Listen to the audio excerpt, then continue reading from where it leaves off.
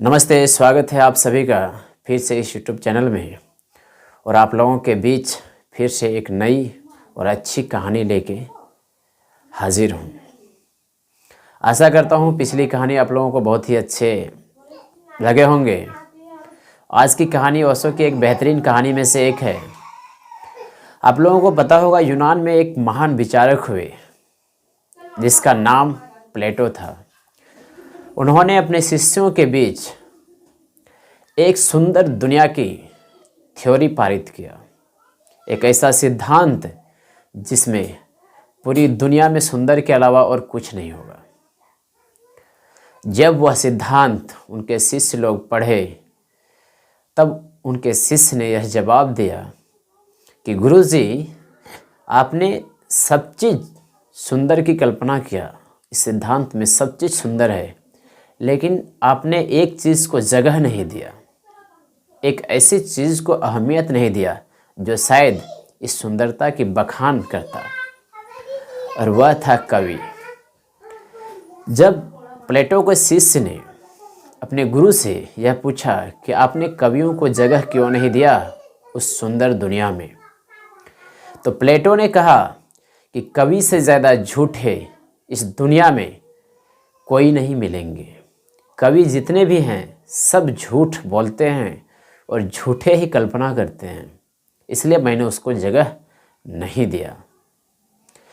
क्योंकि कवि अपने सपने को संजोकर एक ऐसी लाइन लिखते हैं, एक ऐसी कविताएं लिखते हैं जिसमें सच्चाई कुछ भी नहीं होती है, सिर्फ झूठ के अलावे। और हम लोगों को भी कवियों की जो लाइनें होते हैं वो अच्छे लगते हैं, क्योंकि हम लोग के अंदर भी झूठ नाम का जो चीज़ है वह जगह बना चुका है। जब कवि झूठ बोलते हैं और हम लोग के अंदर भी झूठ का जगह है, तो ऐसा प्रतीत होता है जैसे कवियों ने मन की बात कह दी हो, मन की बात जुबान पर ला दी हो मेरे कहने से पहले। इसलिए कवि जितने भी लिखते हैं, बोलते हैं, हम लोगों को बहुत ही अच्छे लगने लगते हैं। लेकिन प्लेटो ने यह भी कहा कि मैं कवियों को जगह नहीं दिया हूँ, लेकिन ऋषि को जरूर दिया हूँ अपनी उस सुंदर दुनिया में। क्योंकि ऋषि कभी झूठ नहीं बोलते हैं, जितने जानते हैं उतने ही लिखते हैं और उतना ही बोलते हैं, उतना ही बताते हैं।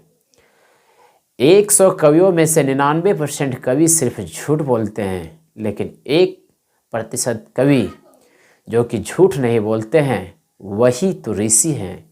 और उस ऋषि को प्लेटो ने एक सुंदर दुनिया के सिद्धांत में जगह दिया, जबकि कवि को नहीं। एक झूठ कवियों की जमीन से आसमान में पहुंचा देती है, और वह जमीन और आसमान के बीच फर्क पैदा कर देती है।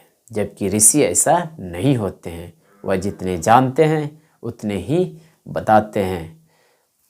वह कभी भी किसी भ्रम में किसी इंसान को नहीं डालते हैं।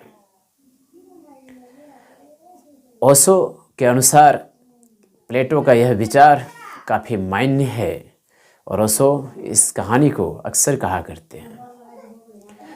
यह विचार या सिद्धांत या कहानी आप लोगों को कैसी लगी, कमेंट में अपना जवाब ज़रूर दीजिएगा। और इसी तरह के विचार, इसी तरह की मोटिवेट कहानी सुनने के लिए इस चैनल को ज़रूर सब्सक्राइब कर लीजिएगा। मिलते हैं एक अच्छी कहानी के साथ नेक्स्ट डे। तब तक के लिए धन्यवाद।